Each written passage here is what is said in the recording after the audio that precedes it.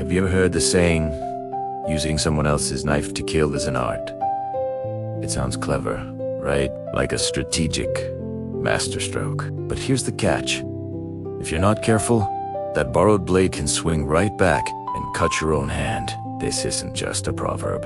It's a hard lesson learned from a story about a stork, a snake, and a weasel. Imagine this. A stork builds a beautiful nest high up in a tree, ready to raise its family. But there's a problem. A venomous snake has made the base of the tree its home, and it keeps climbing up to eat the stork's precious eggs. The stork is terrified and frustrated. Day after day, it watches helplessly as its future is devoured. The stork knows it can't fight the snake alone. It's just not strong enough. So, it starts to think, I don't need to waste my own energy. The stork muses, I'll just get someone else to do the dirty work for me. That's not weakness. That's using my brain. So, what's the plan? The stork flies to a nearby river, catches a fresh fish, and drags it all the way from the riverbank to a weasel's den. Then, it creates a trail of fish pieces, leading from the weasel's home straight to the base of its own tree. The stork perches on a high branch, watching with satisfaction. Perfect, it thinks. The weasel will follow the trail, find the snake, and take care of my problem. I'll win without even breaking a sweat. It feels incredibly smart, like a general orchestrating a battle from a safe distance. Just then, an old, wise turtle who has seen many seasons come and go, slowly pokes its head out of the water. It sees the fish trail and understands the stork's dangerous game. The turtle calls out a warning, its voice heavy with experience. Stork, be careful.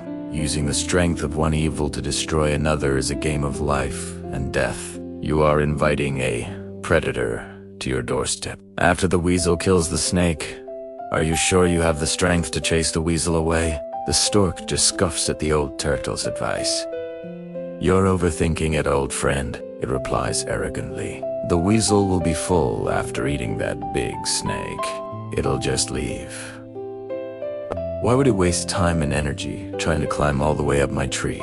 The stork is completely confident in its plan. It is considered the first step, but not the second. And just as the stork predicted, the weasel follows the scent of the fish. It arrives at the tree, finds the snake, and a vicious fight breaks out.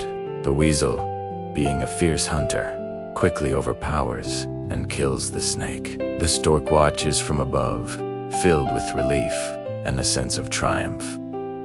See, I told you it would work, it chirps happily. The threat is gone. Its problem is solved, but the story doesn't end there. After finishing its meal, the weasel is still hungry. It looks around, sniffing the air, and its sharp eyes follow the faint scent of fish leading upwards, up the trunk of the tree. The weasel, a natural and agile climber, begins to ascend. The stork watches in horror, its confidence shattering into a million pieces. No, this wasn't part of the plan. It squawks in panic. But it's too late. The weasel reaches the nest. It first eats all the remaining eggs, and then it turns on the terrified mother stork.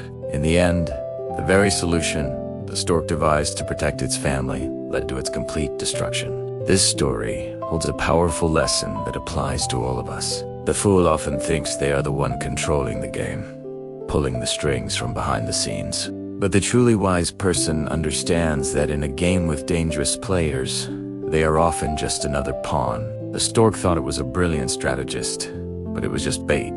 So, what's the takeaway? Never, ever use a solution if you don't have a solid contingency plan for its consequences. Before you borrow that knife, ask yourself, can I control the person holding it? What happens after they've done what I wanted? Am I strong enough to handle the fallout? Bringing a bigger monster to fight a smaller one might get rid of the first problem, but it often leaves you facing a much more dangerous one. True wisdom isn't about finding the quickest, easiest solution. It is about foreseeing the chain of events, you resetting in motion, and making sure you are not the final victim. Think 2, 3, or even 10 steps ahead. Because in the real world, there are no shortcuts, only consequences. Thanks for watching. If this story resonated with you, hit that like button and subscribe for more content that makes you think. See you next time.